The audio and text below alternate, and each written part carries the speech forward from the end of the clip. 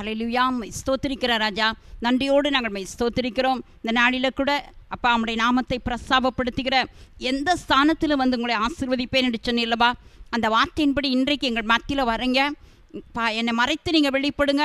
உமது பிள்ளைகளுடைய ஆவிக்குரிய கண்களை தகப்பனை திறக்கும்படியான ஜெபிக்கிற ஆரம்பம் முதல் முட்டையும் உடைய பிரசனம் எங்கள் மத்தியில் தங்கட்டும். இயேசுவின் நாமத்தில் ஸ்தோத்திரத்தோடு ஜெபத்தை ஏறெடுக்கிறோம் பிதாவே, ஆமேன். கிறிஸ்துவுக்குள்ள அன்பான தேவனுடைய பிள்ளைகளை, ஆண்டவராக இயேசு கிறிஸ்துவின் இனிய நாமத்தினால உங்களை எல்லாரையும் நான் வாழ்த்துகிறேன்.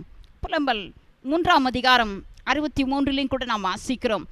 அவன் செய்கைகளுக்கு தக்க பலனை ஆண்டவர் அளிக்கிற தேவன், கிரியைகளுக்கு தக்க பலனை அளிக்கிறவர் என்று வேதத்தில் வாசிக்கிறோம்.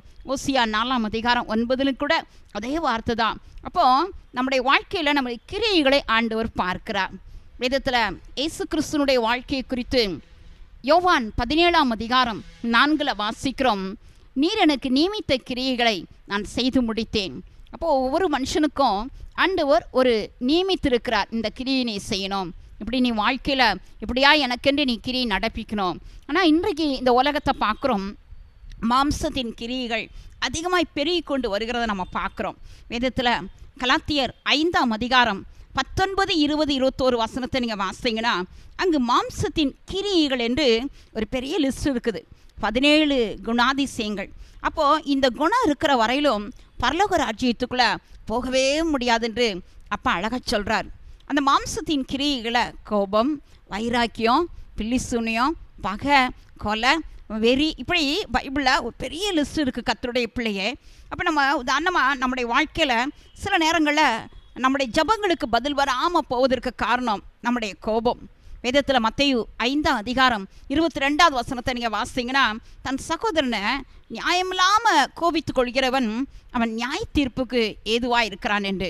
கர்த்தருடைய இப்படி வீணன் என்று சொல்கிறவன் அவனு கூட ஆலோசனை சங்கத்துக்கு, மூடனே என்று சொல்கிறவன் எரி நரகத்துக்கு என்று நாம் வேதத்தில் வாசிக்கிறோம். அப்போ ஒரு மனிதன் காரணமில்லாமல் கோபிச்சுட்டு வீட்டில் இருக்கிறவங்களெல்லாம் பார்த்துட்டு வீணன், மூடன் அப்படின்னு சொல்லிகிட்டே இருந்தாங்கன்னா அவங்க மேலே இருக்கிற அந்த நியாய தீர்ப்பையோ ஆலோசனை சங்கத்துக்கு அவன் ஏதுவாக இருக்கிறான் என்பதையோ அவனால் அறிய முடியல. அதனால தான் இன்றைக்கு அந்த பயம் இல்லை, வேத வசனங்களை குறித்து ஒரு பயம், நடுக்கம் இல்லை. இந்த வசன கிரியை செய்வதற்கு நம்ம ஒரு நாள் இடம் கொடுப்பது கிடையாது. இப்படி நம்ம வாழ்க்கையில் சின்ன சின்ன காரியத்தை நம்ம ஆராய்ச்சி பார்த்துட்டோம்னா மாம்சத்தின் கிரியைகள் ஒரு நாள் நம்ம வாழ்க்கையில் வெளிப்படாது. ஆனால் ஆவியின் கனிகள் என்று அதே கலாத்தியர் 5ஆம் அதிகாரம் 22, 23 வசனத்தில் 9 வகையான ஆவிக்குரிய கனிகளை நம்ம வேதத்தில் வாசிக்கிறோம். கர்த்தருடைய பிள்ளையே, அப்போ இன்றைக்கு மாம்ச கிரியைகள் வெளிப்படுதா அல்லது ஆவியின் கனிகள் வெளிப்படுதா? இந்த ஆவியின் கனிகள் நமக்குள்ளே வர வேண்டுமானால் உண்மையாகவே இயேசுவின் ரத்தத்தினால மாத்திரம் நம்ம கழுவுப்பட வேண்டும். அப்பாவுடைய ரத்தத்தினால கழுவுப்பட்டால் மட்டும்தான் ஆவியின் கனிகளினால நிறைய முடியும். வேதத்தில் வாசிக்கிறோம், செத்த கிரியைகளுக்கு நீங்களாகக்கூடிய மனம் திரும்புதல். கர்த்தருடைய பிள்ளை, அப்போ மனம் திரும்புதல் என்பது இயேசுவின் ரத்தத்தினால கழுவுப்படுகிற ஒரு அனுபவம். அதனால தான் அதே எபிரேயர் 9ஆம் அதிகாரம் 14வது வசனத்தில் வாசிக்கிறோம், நம்ம மனசாட்சி செத்த மனசாட்சியாம். ஆனால் கிறிஸ்து இயேசுவின் ரத்தமானது ஜீவனுள்ள தேவனுக்கு ஊழியம் செய்வதற்கு நம்முடைய மனசாட்சியை அது சுத்திகரிக்கிறது என்று நாம் வேதத்தில் வாசிக்கிறோம். அப்போ இயேசுவின் ரத்தத்தினால சுத்திகரிக்கப்பட்ட ஒரு மனுஷன் வாழ்க்கையில் தான் உண்மையாகவே நற்கிரியை செய்வதற்கு அவனை கர்த்தர் உருவாக்குகிறார். எபேசியர் 2ஆம் அதிகாரம் 10வது வசனத்தை நீங்கள் வாசித்தீங்கன்னா, நாம் நற்கிரியை செய்வதற்கு கிறிஸ்து இயேசுவுக்குள் நாம் சிருஷ்டிக்கப்பட்டு அவருடைய செய்கையாய் இருக்கிறோம் என்று. அப்போ இயேசு கிறிஸ்துவின் ரத்தத்தினால கழுவப்பட்டாதான் அவன் கர்த்தருடைய செய்கையாய் மாறி நற்கிரியை செய்வதற்கு ஆண்டவர் நம்ம எல்லாவற்றையும் ஆயத்தமாக்கி இருக்கிறாராம். அப்போ கர்த்தருடைய இப்படி அவைகளில் நாம் நடப்பதற்கு முன்னமே ஆண்டவர் ஆயத்தம் பண்ணியிருக்கிறாராம். அப்போது இயேசுவின் ரத்தத்தினால கழுவப்பட்ட ஒருத்தந்தான் ஆண்டவருடைய பிள்ளையை நற்கிரியை செய்ய முடியும். அதே போல் வேதத்தில் அழகாக நாம் வாசிக்கிறோம். 2 தீமோத்தேயு புஸ்தகம் 3ஆம் அதிகாரம் 16 வசனங்களை நீங்கள் வாசி பார்த்தீங்கன்னா, தேவனுடைய வசனம் எல்லாம் தேவ ஆவியானவர் அருளின அந்த அருமையான வேத வசனம். கர்த்தருடைய வசனத்தினால ஒரு தேவ மனிதன் தேறினவனாக எந்த நற்கிரியை செய்வதற்கு தகுதி உள்ளவனாய் மாறுகிறானாம். அதே போல தான் அதே 2 தீமோத்தேயு புஸ்தகம் 2ஆம் அதிகாரம் 21, 22 வசனத்தை நீங்கள் வாசிங்கன்னா, ஆண்டவரை நம்ம கனம் பண்ணுறோம், ஆண்டவரை நம்மளை கனத்துக்குரிய ஒரு பாத்திரமாக ஆண்டவர் மாற்றி சுத்திகரித்து பரிசுத்தமாக்கப்பட்டதும் எந்த நற்கிரியை செய்வதற்கு ஆயத்தமாக்கப்பட்ட ஒரு பாத்திரமா நம்மளை இயேசுப்பா மாத்துறார். அப்போ இயேசுப்பாவுடைய ரத்தத்தினால மட்டும்தான், அவருடைய வேத வசனத்தினால மட்டும்தான் நற்கிரியை செய்வதற்கு நம்மளை ஆண்டவர் என்ன செய்கிறார்? தகுதிப்படுத்துகிறார். அப்போ நற்கிரியை செய்ய தகுதியுள்ள ஒரு பாத்திரமாக மாறணும்னா ஆண்டவருடைய வசனம் நம்ம உள்ளத்தில் அதிகமாய் கிரியை நடப்பிக்க நம் இடம் கொடுக்க வேண்டும். ஆண்டவர் 7 சபைகளை பார்த்து, வெளிப்படுத்தல் 2, 3 அதிகாரங்களை நீங்கள் படிச்சிங்கன்னா ஆண்டவர் பார்க்குறார், உன் கிரியைகளை நான் அறிந்திருக்கிறேன், உன் பிரயாசங்களை அறிந்திருக்கிறேன், உன் பொறுமையை நான் அறிந்திருக்கிறேன். எபேசு சபையை குறித்து ஆண்டவர் பேசும்போது கூட தான் சொல்கிறாரு, ஆதி அன்பை நீ இழந்துட்ட, ஆதியில் நீ திரும்ப மனம் திரும்பி ஆதியில் செய்த கிரியைகளை நீ திரும்ப செய்வாய் ஆகில். அப்போ யோசிங்களேன், ஆதியில் ஒரு காலத்தில் பைபிள் எடுத்து நல்ல மாதம் நல்லா ஜெபித்தோம், நல்ல ஆண்டவருக்காய் ஓடினோம், அநேக இடங்களில் போய் ஊழியம் செஞ்சோம். ஆனால் இன்றைக்கி அந்த கிரியைகள் நம்முடைய வாழ்க்கையில் இருக்குதா? கொஞ்சம் யோசிங்க. அநேக நேரங்களில் ஆண்டவர் எதிர்பார்க்கிற அந்த கிரியையில் நம்ம குறைவாக இருக்கிறோம், ஜெபிக்கிறதுல எவ்வளோ குறைவாக இருக்கோம். யோசிங்க. ஆண்டவர் இடைவிடாமல் ஜெபம் பண்ணுங்கன்றார். சிங்கங்களின் வாய்களுக்கு கர்த்தர் அருமையான தானியலை தப்புவித்தது உண்மையானால் கர்த்தருடைய பிள்ளை ஏன் காரணம், எதனால காரணம்னா ஆண்டவருடைய சமூகத்தில் ஜெபிக்கிறவனாக இருந்தான். அப்போ ஜெபம் கர்த்தருடைய கிரியையை நம்ம வாழ்க்கையில் கொண்டு வருது. வேத வாசிப்பு நம்முடைய வாழ்க்கையில் ஒரு பெரிய கிரியைகள். கர்த்தருடைய பிள்ளை அப்போ ஆண்டவருடைய வசனத்தின்படி நம்ம கட்டி எழுப்பப்படும் பொழுது நம்முடைய வாழ்க்கையில் பெரிய மாற்றங்களை நம்ம பார்க்க முடியும். இயேசு கிறிஸ்து அழகாக சொல்கிறாரு, பிதாவின் சித்தத்தை செய்து முடிப்பதே என்னுடைய போஜனம் என்று சொல்லி. யோவான் 4 அதிகாரம் 34 வாசிக்கிறோம். அழிந்து போகிற போஜனத்துக்காக அல்ல, நித்திய ஜீவன் வரையிலும் நிலைத்திருக்கிற போஜனத்துக்காக கிரியை நடப்பீங்கள் என்று. ஆனால் இன்றைக்கி நம்ம எதை நடப்பிக்கிறோம்? அழிந்து போகிற போஜனத்துக்கு ரொம்ப நம்ம முக்கியத்துவம் கொடுத்து பல மணி நேரம் அந்த சமையல் வேலையிலே நம்ம உட்கார்றோம். அதனால தான் தேவனுடைய கிரியைகளை நாம் நடப்பிக்கும்படி அழியாத போஜனத்துக்காக நம்ம ஆசையோடு உட்காரல. அதே வசனத்தை நல்லா நீங்கள் படிச்சிங்கன்னா அதை இயேசு கிறிஸ்து மனுஷகுமாரன் நமக்கு கொடுக்கிறாராம், பிதா அவரை முத்திரித்திருக்கிறார் என்று.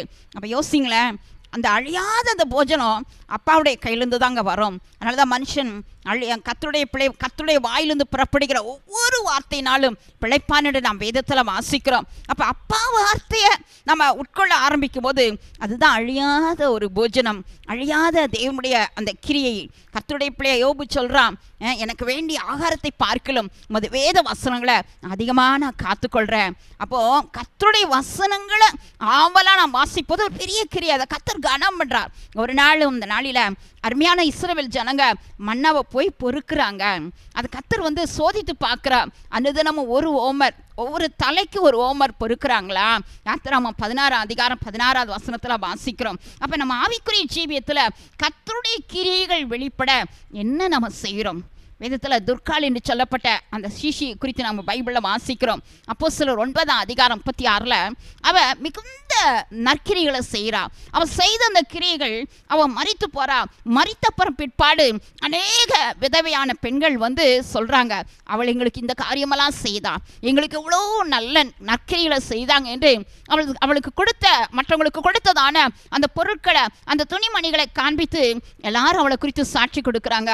அது நிமித்தம் கர்த்தர் திரும்ப பேதுருவின் மூலமா ஆண்டவர் அவளை உயிரோடு எழுப்புகிறதை நாம் வேதத்தில் வாசிக்கிறோம். அப்போஸ்தலர் 10 அதிகாரத்தை கூட நீங்கள் படிச்சீங்கன்னா அன்னைக்கு கொர்நேலியு வீட்டில் ஆண்டவரை ஒரு கூட்டம் சேவிப்பதற்கு காரணம் என்னன்னா, அவன் ஜெபிக்கிறவனாக, அவனும் தான தர்மங்கள் நற்கிரியை செய்கிறவனா அவன் காணப்படுறான். அப்போ கர்த்தர் அந்த குடும்பத்தை கனம் பண்ணுறார்.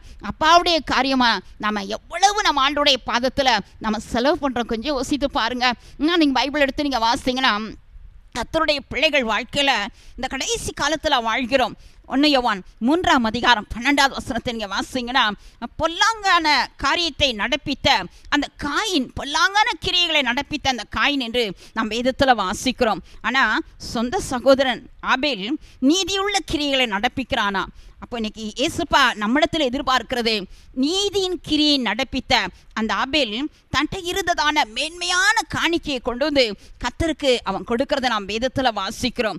நற்கிரியை செய்வதற்கு ஆண்டவருடைய பிள்ளை அவருடைய செய்கையாக நாம் இருக்கிறோம் என்பதை மறந்துடாதீங்க.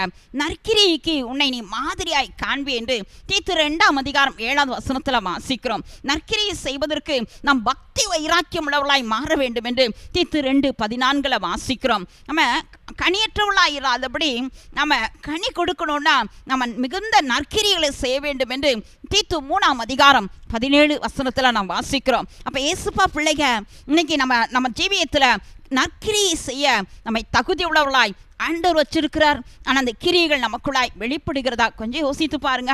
பைபிள் அழகா இயேசுப்பா சொல்றாரு, மத்தேயு 5ஆம் அதிகாரம் 16வது வசனம், மனுஷர் உங்கள் நற்கிரிகளை கண்டு உங்கள் பிதாவை மகிமைப்படுத்தும்படி உங்கள் வெளிச்சம் அவர்களுக்கு முன்பாய் பிரகாசிக்க கடவுது. 1 பேதுரு 2ஆம் அதிகாரம் 22ல நம்ம பார்க்கிறோம். அப்ப இயேசுப்பா பிள்ளைகளாகிய நாம இன்னைக்கு கர்த்தருடைய சமூகத்துல நம்முடைய வெளிச்சம் அவர்களுக்கு முன்பாய் பிரகாசிக்க, சந்திப்பின் நாளில அவர்கள் கர்த்தரை மகிமைப்படுத்த, புறஜாதிகள் நம்ம அக்கிரமக்காரன் ஒரு காலத்துல பேசுனாங்க, அவங்க சந்திக்கப்படணும்னா நம்ம நற்கிரி செய்வதற்கு நம்மை முழுவதுமாய் கர்த்தருடைய கையில ஒப்பு கொடுக்கணும். அவன் செய்த கிரிக்கு தக்க பலனை ஆண்டவர் கொண்டு வராங்க. பைபிள ஆண்டவர் சர்தை சபையை பார்த்து பேசுறாரு, நீ உயிருள்ளவன் என்று பெயர் பெற்றோம், நீ மரித்தவனாய் இருக்கிறாய், செத்தவனாய் இருக்கிறாய், ஏன் உன் கிரிகள் தேவனுக்கு முன்பாய் நிறைவாய் இல்லை. நம்ம சின்ன ஜெபம் பண்ணாலும் சரி, பைபிள் வாசித்தாலும் பார்வையில் நிறைவு நமக்குள்ள தேவை. உலக பிராரமா ஒரு மனிதன் வேலையில 8 மணி நேரம் உட்கார்றான். ஏசுப்பா பிள்ளைங்க எவ்வளவு நேரம் உட்கார்றான் கொஞ்சம் யோசிங்க.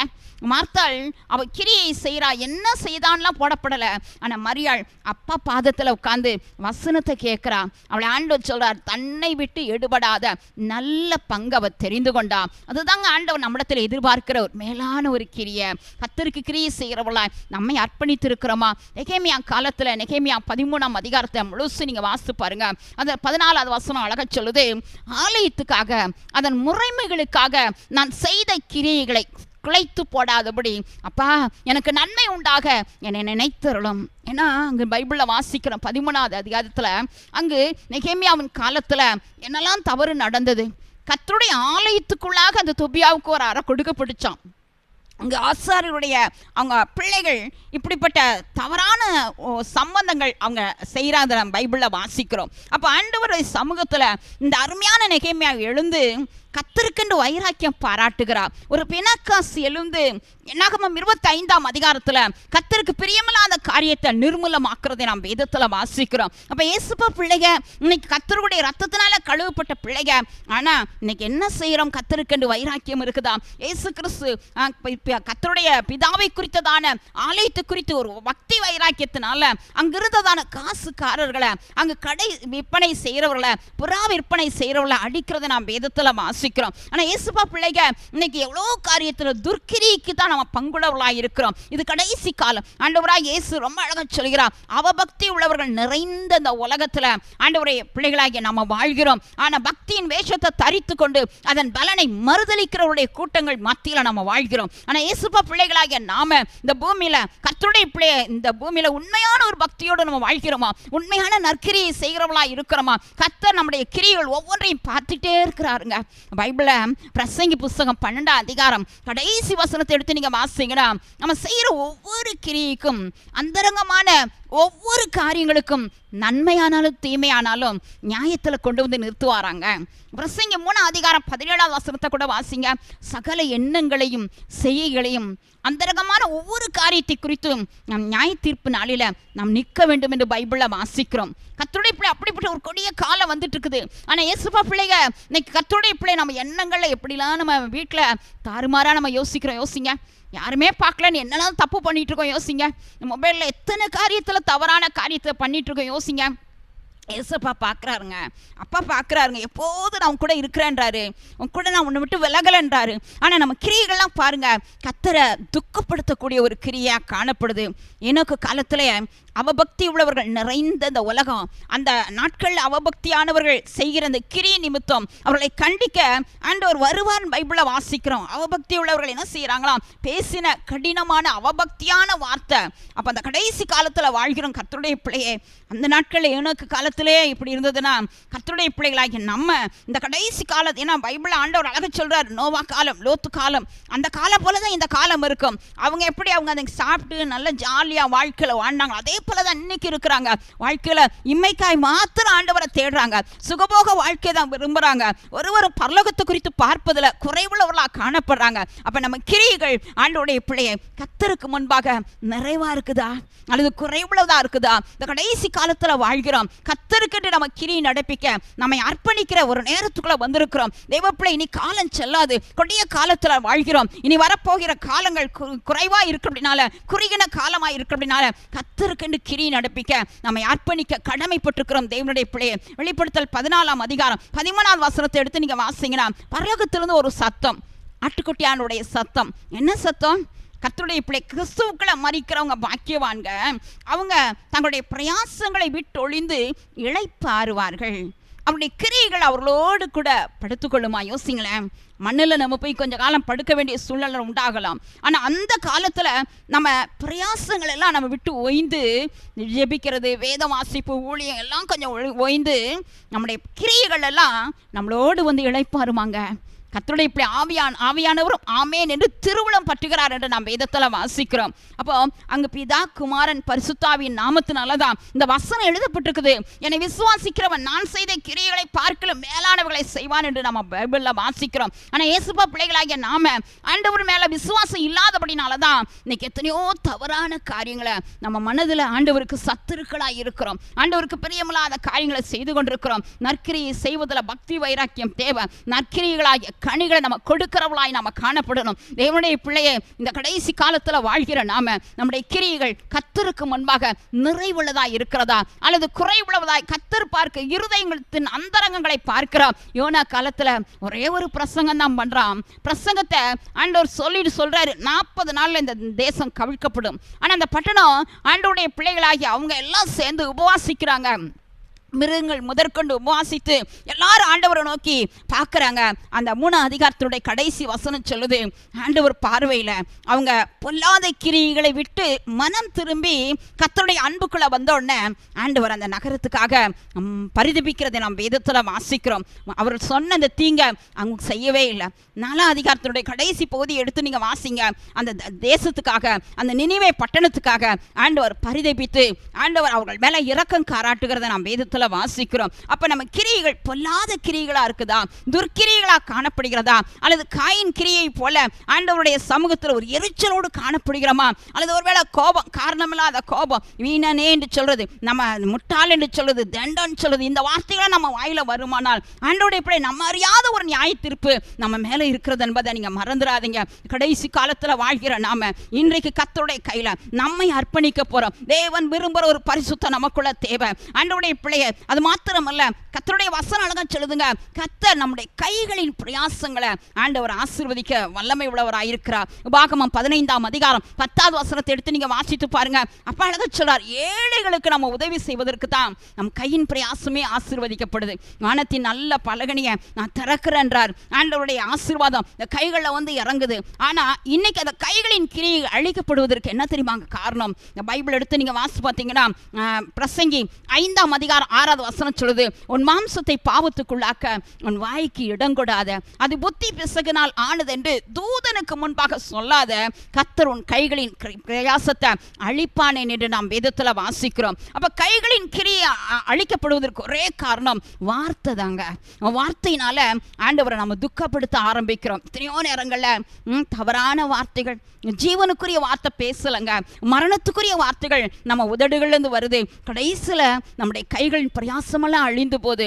ஆனால் ஆண்டவருடைய பிள்ளையை, கர்த்தருடைய பிரியம் நம்ம மேலே இருந்தால் மட்டும்தான் நம்முடைய கைகளின் கிரியைகள் உறுதிப்படுத்தப்படும், ஆசீர்வதிக்கப்படும். சங்கீத புஸ்தகம் 90ஆம் அதிகாரம் கடைசி வசனத்தை எடுத்து நீங்கள் வாசித்து பாருங்க. உமது பிரியம் எங்கள் மேல் இருப்பதாக, எங்கள் கைகளின் பிரயாசத்தை ஆண்டவரே நீங்கள் உறுதிப்படுத்தி கொடும் என்று 2 முறை அந்த வசனத்தில் ஆண்டவர் உறுதியாய் அழகாய் எழுதி வைத்திருக்கிறத நாம் வேதத்தில் வாசிக்கிறோம். கடைசி காலத்தில் வாழ்கிற நாம இந்த நேரத்தில் கர்த்தர் கரங்களை நம்ம அர்ப்பணிக்க போறோம். அப்பா, என்னுடைய கிரியைகளை நீர் பார்க்கிறீரையா, உமக்கு முன்பாய் நான் குறைவுள்ளவளாய் இராதபடி ஜபத்துல வேத வாசிப்புல இன்னும் அதிகமாய் காத்திருக்க, அதிகமாய் உம்முடைய இருதயத்தை சந்தோஷப்படுத்த எனக்கு உதவி செய்யுங்கப்பா. உலகத்துக்கொத்த ஒரு வேஷம் தெரியாதபடி ஆண்டவரே, உம்மை தகப்பனை பிரியப்படுத்த எனக்கு கிருபை தாங்க நீங்க கேட்பில்லானால் ஆண்டவர்களை ஆசீர்வதிக்க அவர் வல்லவராய் இருக்கிறார். ஆகவே இந்த நேரத்தில் கர்த்தருடைய பாத்துல நம்ம தாழ்த்த போறோம். அப்படியே இருந்த வண்ணமா ஆண்டவருடைய முகத்தை நோக்கி நம்ம பார்க்கலாமா? ஹல்லேலூயா. மை ஸ்தோத்திரிக்கிற ராஜா, நன்றியோடு நாங்கள் மை ஸ்தோத்திரிக்கிறோம். அப்பா, மை துதிக்கிற ராஜா, தகப்பனே, அன்றைக்கு அருமையான கர்த்தாவே உம்முடைய சீஷர்களோடு கூட நின்று அப்பா உமது பிள்ளைகள் மத்தியில வசனங்களை உறுதிப்படுத்த அப்பா அற்புத அடையாளங்களின் மூலமாய் நீர் கிரியை நடப்பித்தீர் என்று மார்க் 16ஆம் அதிகாரம் கடைசி வசனத்துல வாசிக்கிறோம். அதுபோல இன்றைக்கு கூட உமது பிள்ளைகள் தகப்பனை எந்தெந்த இடங்களில் உட்கார்ந்து இந்த வேத வசனங்களை கேட்டுக்கொண்டிருக்கிறார்களோ அந்த குடும்பங்களுக்குள் அற்புதங்கள் நடப்பதாக, அடையாளங்கள் நடக்கும்படியாக நாங்கள் செபிக்கிறோம். கர்த்தருடைய கிரியை வெளிப்படும்படியாக நாங்கள் செபிக்கிறோம். அப்பா தகப்பனை பிறவிலிருந்து குருடனாய் இருக்கிற ஒரு மனிதனை உம்மிடத்துல கொண்டு வந்து கேட்கிறாங்க, இது அப்பா அவருடைய பாவமா அல்லது முற்பிதாக்களுடைய பாவமா, தாய் தகப்பனுடைய தவறா என்று கேட்கும்போது பிதாவினுடைய கிரியை வெளிப்படும்படி ஆண்டவரே இப்படியாய் அவனை கர்த்தாவே தகப்பனை உண்டாக்கினது நீ சொன்னது போல இன்றைக்கு கூட உமது பிள்ளைகள் ஒருவேளை எந்த கட்டுக்குள் இருக்கிறார்களோ, எந்த பலவீனத்தில் சிக்கி இருக்கிறார்களோ அப்படிப்பட்ட பிள்ளைகள் மேல உம்முடைய கிரியைகள் வெளிப்படும்படியாக நான் செபிக்கிற ராஜா தகப்பனே. விசேஷமா இந்த நேரத்தில் கூட உமது பிள்ளைகளுடைய வாழ்க்கையில பல நாட்களாய் தடைப்பட்ட ஆசீர்வாதங்கள் இயேசுவின் நாமத்தினால அவர்களுக்கு உண்டாகும்படி நாங்கள் செபிக்கிறோம். பொல்லாத பிசாசின் கிரியைகளை அழிக்கவே தெய்வகுமாரனாகிய இயேசுவே நீ இந்த பூமிக்கு வந்தீர் என்று நாங்கள் வேதத்தில் வாசிக்கிறோம். அதுபோல எந்தெந்த குடும்பங்கள் மத்தியில பொல்லாத பிசாசு கிரியை நடப்பித்துக் கொண்டிருக்கிறானோ அத்தனை குடும்பங்கள் மத்தியில உமது விடுதலை உண்டாகும்படி நான் செபிக்கிற ராஜா. கிரியைகள் பொல்லாத பிசாசின் கிரியைகள் அழிக்கப்படுவதாக இயேசுவின் ரத்தத்துக்குள்ளாக ஒவ்வொரு பிள்ளைகளுடைய குடும்பங்களை நாங்கள் ஒப்புக் கொடுக்கிறோம். பிள்ளைகளால கண்ணீர் விடுகிற அப்பா ஒவ்வொரு தெய்வ பிள்ளைகளுடைய கண்ணீரை கர்த்தர் துடைப்பீராக. குடும்பங்களுக்குள் சமாதானம் உண்டாகட்டும் ஆண்டவரே, சந்தோஷம் உண்டாகும்படி நாங்கள் செபிக்கிறோம். அப்பா நெகேமியா காலத்துல அலங்கம் 52 நாட்களுக்குள் கட்டி எழுப்பப்பட்டது. பாழாய் போன அப்பா எத்தனையோ ஆண்டுகளாய் கர்த்தாவை இடிந்து கிடந்த அந்த அலங்கத்தை கட்ட ஒரு நெகேமியாவை எழுப்பினது போல இன்றைக்கு கூட உமது பிள்ளைகள் கர்த்தாவே தகப்பனே பல ஆண்டுகளாய் ஆண்டவரை விழுந்து போன சூழ்நிலையில் இருந்த காரியங்கள் இயேசுவின் நாமத்தினால ஊழியங்கள் கட்டப்படுவதாக. பிள்ளைகளுடைய காரியங்களில் கர்த்தாவே 52 நாட்களுக்குள்ளாய் ஆண்டவரை இந்த கிரியைகளை கர்த்தாவே செய்து அப்பா பகைஞர் முனையற்று போனது போல கர்த்தருடைய கிரியை ஆண்டவரை கர்த்தரால் இந்த காரியம் உண்டானது என்பதை அறிந்து கொள்ளும்படி ஒரு அற்புதம் செய்தது போல இன்னைக்கு எந்தெந்த காரியத்துக்காய் பிள்ளைகள் கண்ணீரோடு காத்திருக்கிறார்களோ இந்த நாள் ஒரு ரட்சணிய நாளாக ஆண்டவரே, இந்த நாள் கிரியை நடப்பிக்கிற நாளாக பிள்ளைகளுக்கு நீர் மாற்றி கொடுக்க போவதற்காக ஸ்தோத்திரம். சரீரத்தில் சுகம் அப்பா, ஆத்துமாவில் ஒரு விடுதலை ஆண்டவரே தகப்பனே, அவருடைய ஆவியில கர்த்தாவே ஒரு உற்சாகம் இந்த நேரத்தில் பிள்ளைகள் வாழ்க்கையில வந்து இறங்கும்படியாக நாங்கள் செபிக்கிற ராஜா. கர்த்தருடைய கிரியை இந்த நேரத்தில் வெளிப்பட போவதற்காக ஸ்தோத்திரம். அவன் அவனுக்கு நான் செய்த கர்த்தா அவன் அவனுக்குரிய பலனை நான் கொடுப்பேன் அல்லவா அப்பா.